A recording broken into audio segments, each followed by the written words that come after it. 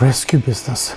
Twice I met people who should refer as rescue business people. The first one is Mel.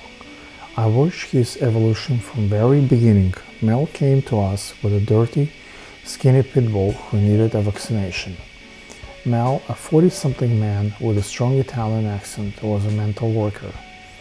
He found the dog in the backyard where he repaired cars. In addition to vaccination, the Pitbull certainly needed some veterinarian help, and Mel paid those expenses with his own money, as I understood it. A week later brought us another dog with in similar shape. In a couple of months, he became a frequent visitor to our clinic each time he brought a new stray dog, which he had caught here and there. It should be mentioned that Mel has some sort of mystic relationship with his dogs. Many of those poor animals had been really bad experiences with people, and they should never be blamed for their fear and aggressiveness they may display towards the unfamiliar person. But not towards Mel. No matter how badly the dog behaved towards other people, it would always allow Mel to touch it. The number of dogs saved by Mel grew, and so did the expenses of food and vet services. These expenses became too much for Mel, even with all the discounts and food donations we provide him. Also, it became difficult to find new homes for all those dogs.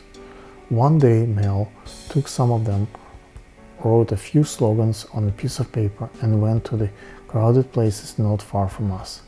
That day, Mel collected some money, mostly singles, but some people gave him checks. The next time Mel paid his bills like a stripper. He gave us dollars of wrinkle singles. People in the area became familiar with Mel's charity and welcomed his action.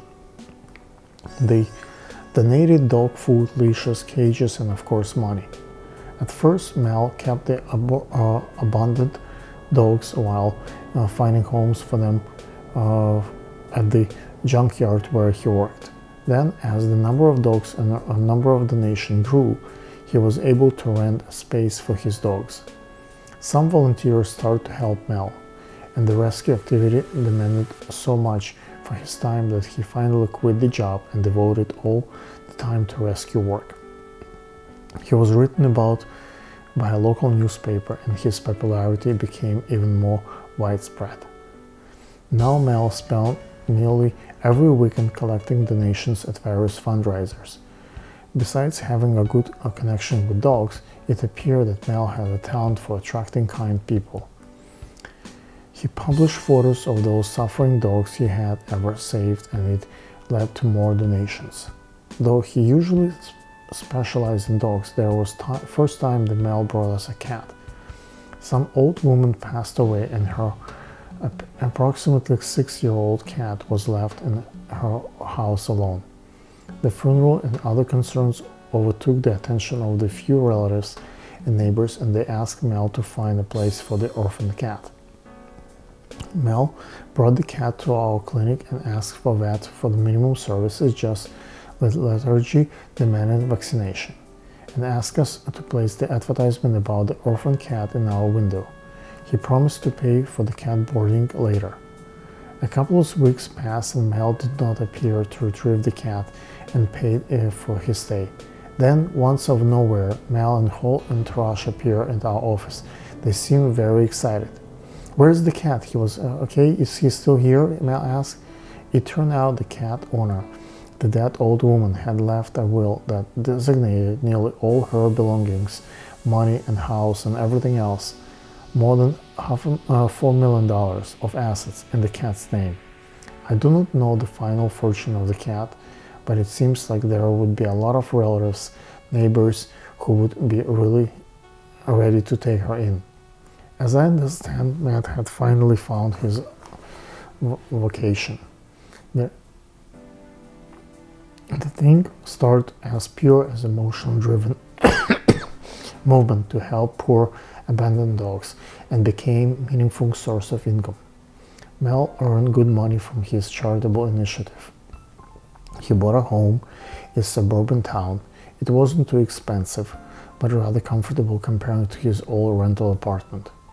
With the help of us, of all the donation money, he started his own metal store and had less and less time for everyday maintenance of the rescue organization he had created.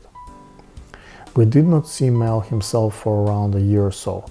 One of his volunteers, who now leads a rescue organization, used to bring us various dogs for vet services, but that started happening rare and rare.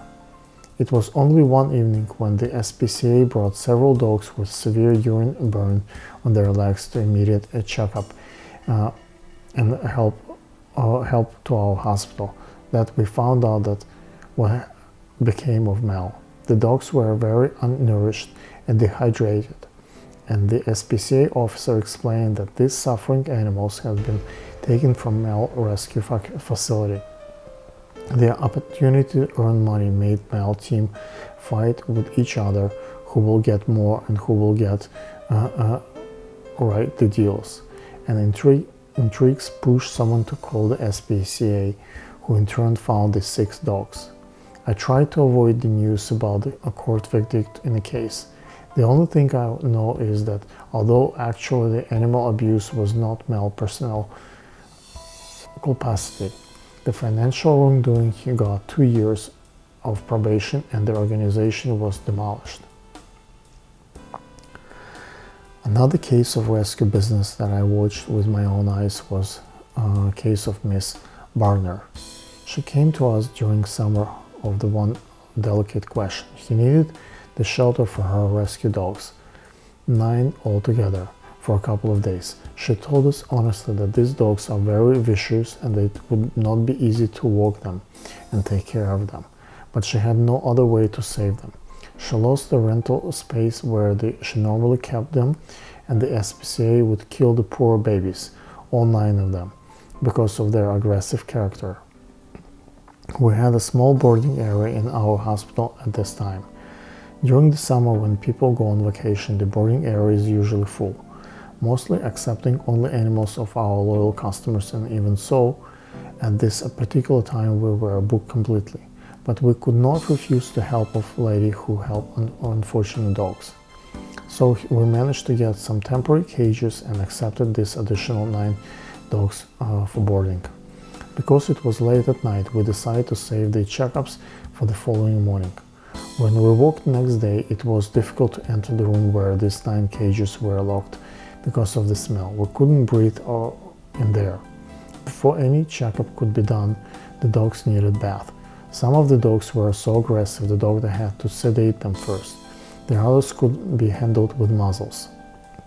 After the bath, they were examined and the doctor found a lot of problems: abscesses, bad teeth, wounds, etc. We called Miss Murner repeatedly, but it took an entire week to appear. Okay, we thought, she must be working hard to find new facility for her rescue organization. We came with the attitude, why did doctor need? She came with the attitude, why did the doctor heal her dogs? We were surprised. It was not a question of money, because we charged her almost symbolically, even less than what charges other animal rescue. At this point, we mentioned Mel from above story. Mel is nothing, he returned. He doesn't understand human psychiatry. With his Italian Brooklynese, he has no connection for the real big donors. I do not cash checks below 9 grand. I'm visiting top wealth, showing them sick animals who I can't adopt because of aggressiveness. It is shameful for them to donate less than a couple of thousand. Now that you treat my dogs, they don't look miserable enough. What am I supposed to do? Make them sick again? Myself? I'm a decent, kind person. I can't do that. You ruined my business. I won't pay you a penny. What could we do? Call the SPCA meant putting at risk life of several dogs? Or to be honest, as recent immigrants, we prefer avoid dealing with officials. Ms. Byrne also understood that she had told us too much. She quickly paid her bill and retired away with her dogs. In a while, I heard that she was using some other clinics in the same way and not paying them.